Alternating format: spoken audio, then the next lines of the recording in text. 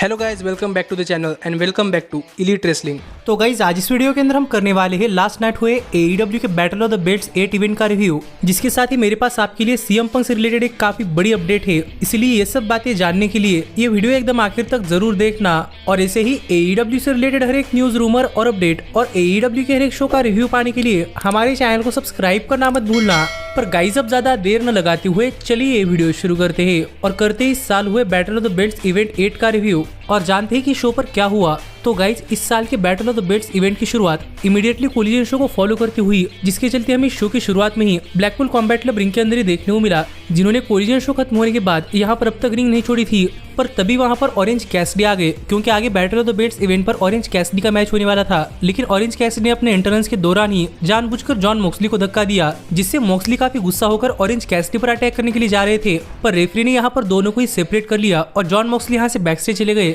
जो देखकर पता नहीं क्यों लेकिन ऑरेंज कैसिडी ही जॉन मॉक्सली पर काफी गुस्सा थे। पर इसके बाद battle of the belts event की शुरुआत में हमें ऑरेंज कैसिडी अपनी international championship challenger John silver के खिलाफ डिफेंड करते हुए दिखाई दिए। और अगर यहाँ पर हम बात करें इस मैच की, तो इस मैच की शुरुआत में ही ऑरेंज कैसिडी इस मैच के अंदर काफी डोमिनेट करने लगे और कैसिडी जरा भी टाइम ना लगाते हुए डार्क ऑर्डर के दोनों ही मेंबर्स यानी कि मैच के अंदर की जॉन सिल्वर और उनके साथ रिंगसाइड पर आए हुए एलेक्स रनर्स दोनों पर अटैक कर रहे थे, जो देखकर जॉन सिल्वर ने कैसिडी की डिस्ट्रैक्शन का फायदा उठाकर कैसिडी पर काफी ब्रूटली असॉल्ट करना स्टार्ट कर दिया। और जॉन सिल्वर ऑरेंज कैसिडी को उठाकर फेंक रहे थे, जैसा मैंने जॉन सिल्वर को आज तक पहले किसी भी सुपरस्टार को करते हुए नहीं देखा था। लेकिन जॉन सिल्वर ने इस मैच के अंदर ऑरेंज कैसिडी पर काफी खतरनाक मूव्स लगाए और पूरे मैच के अंदर जॉन सिल्वर ने डोमिनेट भी किया, लेकिन ऑरेंज कैसिडी हार नहीं मान रहे थे। जिस बीच एक टाइम के लिए जॉन सिल्वर और ऑरेंज कैसिडी दोनों ने एक दूसरे के फिनिशर पर भी किकआउट कर दिया। और ऐसे ही एक टाइम के लिए एलेक्स रनर्स ने रेफरी के पीठ पीछे ऑरेंज कैसिडी पर टाइटल बेल्ट से भी अटैक किया, लेकिन फिर भी ऑरेंज कैसिडी किस तरीके से इस मैच के अंदर बने रहे और कैसिडी ने जॉन सिल्वर पर अपना फिनिशर ऑरेंज पंच लगा दिया और उन्हें पिन कर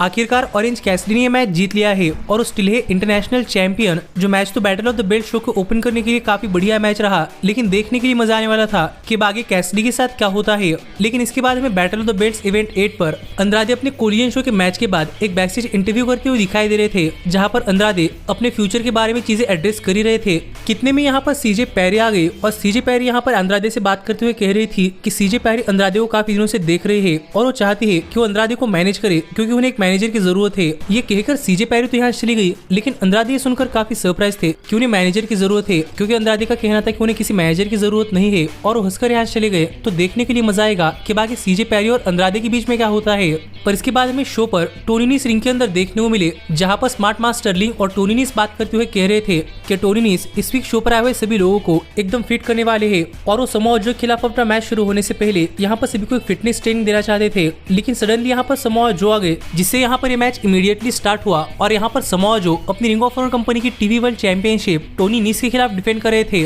और जैसे ही मैच शुरू हुआ वैसे ही समोआ जो ने इस मैच के अंदर टोनी नीस पर काफी तगड़ा अटैक करना स्टार्ट कर दिया और समोआ जो ही इस मैच के अंदर काफी डोमिनेट कर रहे थे और कई बार टोनी नीस ने अपना कमबैक करने का भी ट्राई किया, पर समोआ जैसे तगड़े सुपरस्टार के सामने वो अनसक्सेसफुल रहा और फाइनली समोआ जो ने टोनी नीस पर अपना फिनिशर लगाकर उन्हें पिन कर ये मैच जीत लिया है। और समोआ जो स्टिल है रिंग ऑफ ऑनर कंपनी के टीवी वर्ल्ड चैंपियन। और समोआ जो की ये मैच जीतने के बाद यहाँ पर माइक लेकर बातें करते हुए समोआ जो ने कहा कि समोआ जो काफी जल्द ही AEW वर्ल्ड हेवीवेट चैंपियनशिप के लिए आने वाले हैं और MJF काफी दिन समोआ जो से नहीं बच सकते। जो बातें समोआ जो ने कही तो देखने के लिए मजा आएगा कि आगे समोआ जो MJF की वर्ल्ड चैंपियनशिप के लिए कब जाते हैं। पर इसके बाद हमें शो पर क्रिस स्टैटलैंडर अपनी TBS वुमेन्स चैंपियनशिप एक 1-on-1 मैच के अंदर विलो नाइटिंगेल के खिलाफ डिफेंड करती हुई दिखाई दी, जहाँ पर क्रिस स्टैटलैंडर तो इस मैच के अंदर काफी फ्रेंडली कॉम्पिटिशन के साथ रेसल करना चाहती थी, पर पता नहीं क्यों लेकिन विलो नाइटिंगेल ने यहाँ पर क्रिस स्टैटलैंडर पर काफी तगड़ा अटैक करना स्टार्ट कर दिया। प्रॉबेबली इस वजह से हो सकता है क्योंकि वो हाल फिलहाल में स्काई ब्लू के साथ काम कर रही है। पर इसके चलते इस मैच के अंदर चीजें काफी इंटेंस हुई थी और दोनों ही सुपरस्टार्स यहाँ पर एक दूसरे पर काफी रिलेंटलेसली अटैक कर रहे थे,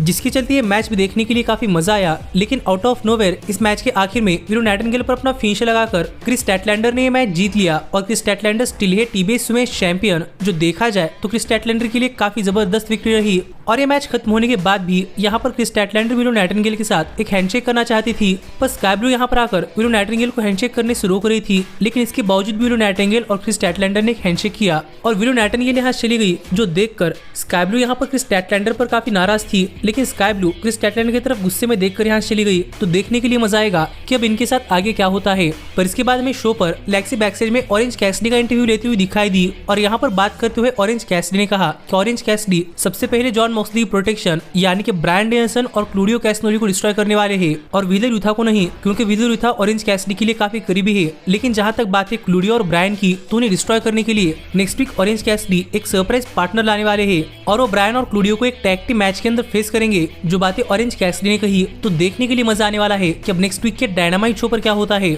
और गाइस मुझे पता है कि वो पार्टनर कौन होने वाला है और प्रोबेबली आप में से भी कई सारे लोगों को पता होगा कि ऑरेंज कैसिडी का पार्टनर कौन होगा, पर मैं ये सब चीजें शो तक सस्पेंस रखना चाहता हूँ, इसलिए मैं आपको अब नहीं बताऊंगा। लेकिन इस सब के बाद फाइनली यहाँ पर टाइम हो चुका था battle of the belts event 8 के मेन इवेंट का, जहां पर मैं द क्लेम और डैडी एस अपने वर्ल्ड ट्रियोस टैग टीम चैंपियनशिप्स एक 6 मैन टैग टीम मैच के अंदर 2.0 और डेनियल गार्सिया के खिलाफ डिफेंड करते हुए दिखाई दे रहे थे। और अगर यहाँ पर हम बात करें इस मैच की, तो गाइस मैच की शुरुआत से ये मैच एक काफी शानदार मैच चल रहा था, जहां पर मैच की शुरुआत में ही गार्सिया इस मैच के अंदर डांस करना चाहते थे, लेकिन एनाजे ने गार्सिया को डांस करने से रोका। ये देखकर रेफरी ने एनाजे को रिंग साइड से इजेक्ट कर दिया और हम यहाँ पर समझ पा रहे थे कि पूरी की पूरी फॉर्मर जेएस डेनियल गार्सिया के डांस करने के खिलाफ है। पर इसके बाद ये मैच आगे काफी शानदार मैच चला, जिस मैच के अंदर हमें दोनों ही साइड्स की तरफ से कुछ बहुत ही बढ़िया एक्शन देखने को मिला, लेकिन हम क्लियरली देख पा रहे थे कि गार्सिया की टीम यहाँ पर इस मैच के अंदर अच्छी तरीके से कोऑर्डिनेट नहीं कर पा रही थी। लेकिन इसके बावजूद भी ये मैच एक ठीक ठाक मैच चला, पर एक टाइम के लिए गार्सिया मैट मेनार्ड के ऊपर जाकर टकराए और पता नहीं इसके बाद क्या हुआ, क्योंकि इसके बाद मैट मेनार्ड या फिर एंजेलो पार्कर दोनों इस मैच के अंदर काफी देर तक नहीं आए। किसी बीच गार्सिया किस तरीके से अपनी टीम के लिए मैच जीतने के लिए गए, लेकिन द क्लेम ने गार्सिया पर अपना फिनिश लगाकर उन्हें यहाँ पर पिन कर दिया और अपनी टीम के लिए ये मैच जीत लिया और वो स्टिल है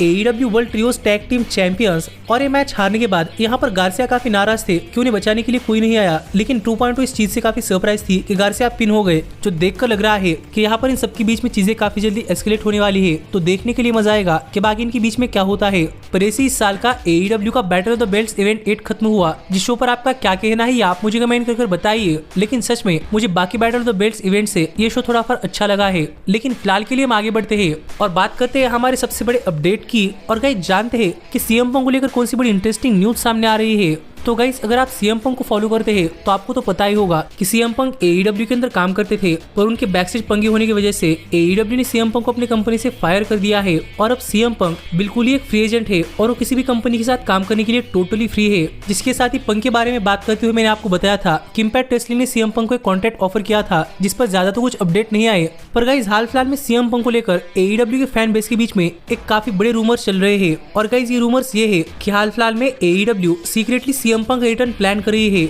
और ये सब चीजें इसलिए हो रही है क्योंकि गाइस अगर आप AEW के शोज पर AEW वर्ल्ड हेवीवेट चैंपियनशिप की स्टोरी फॉलो कर रहे हैं तो आपको तो पता ही होगा कि वहां पर जे वाइट MJF के खिलाफ जा रहे हैं, जहां पर MJF बार बार अपना डेविल मास्क पहनकर जे वाइट को डरा रहे हैं, पर रियलिटी में MJF कह रहे हैं कि वो डेविल मास्क पहनकर जे वाइट को नहीं डरा रहे। MJF की तरफ से उनका मास्क चोरी हो चुका है, जो स्टेटमेंट MJF दे रहे हैं जिससे हम कह नहीं सकते कि डेविल मास्क के पीछे कौन है। और यहाँ पर एक काफी इंटरेस्टिंग फैन थ्योरी सामने आ रही है, क्योंकि यहाँ पर काफी सारे फैंस का मानना है कि गाइस प्रोबेबली MJF के डेविल मास्क के पीछे कोई और नहीं बल्कि सीएम पंक है। और क्या पता AEW इस तरीके से सीएम पंक का AEW के अंदर सीक्रेटली रिटर्न प्लान कर रही है और मैं सीएम पंक काफी जल्दी AEW के अंदर वापस आते हुए दिखाई दे सकते हैं। जो थ्योरी हाल फिलहाल में AEW फैंस के बीच में काफी पॉपुलर हो रही है कि AEW secretly CM Punk return plan कर रही है और वो भी MJF के डेविल मास्क के अंडर। जिस पर आपका क्या कहना है आप मुझे कमेंट कर बताइए। लेकिन जहां तक बात है मेरी, तो गाइस मेरे हिसाब से फैन थ्योरीज काफी बढ़िया है, लेकिन मुझे नहीं लगता कि सीएम पंक वापस आएंगे, क्योंकि AEW ने सच में सीएम पंक को अपनी कंपनी से फायर कर दिया है। पर अगर इसके बावजूद भी सीएम पंक सच में डेविल मास्क के अंदर वापस आते हैं तो गाइस ये AEW की एकदम top notch secret story telling होगी, जो देखकर मैं तो काफी इंप्रेस होऊंगा, क्योंकि इसके पहले भी AEW ने MJF के साथ ऐसी स्टोरी कंटिन्यू की थी। तो देखने के लिए मजा आएगा कि डेविल मास्क के पीछे कौन है, क्या वो खुद MJF है या फिर सीएम पंक। जिस पर आपका क्या कहना है आप मुझे कमेंट कर बताइए। पर ऐसे ही AEW से रिलेटेड हर एक न्यूज, रूमर और अपडेट और AEW के हर एक शो का रिव्यू पाने के लिए हमारे चैनल को सब्सक्राइब करना मत भूलना। लेकिन अब मैं मिलता हूँ आपसे अगली वीडियो के अंदर, पर तब तक stay healthy, stay happy and keep watching Elite Wrestling. Hey, did you like that video? Click the screen for more. And where do you think you're going? Check out our official merchandise page and to support the entire cast. And thanks so much for being the elite. The elite, the elite. What, Nick, you're not going to sing it all with me this time?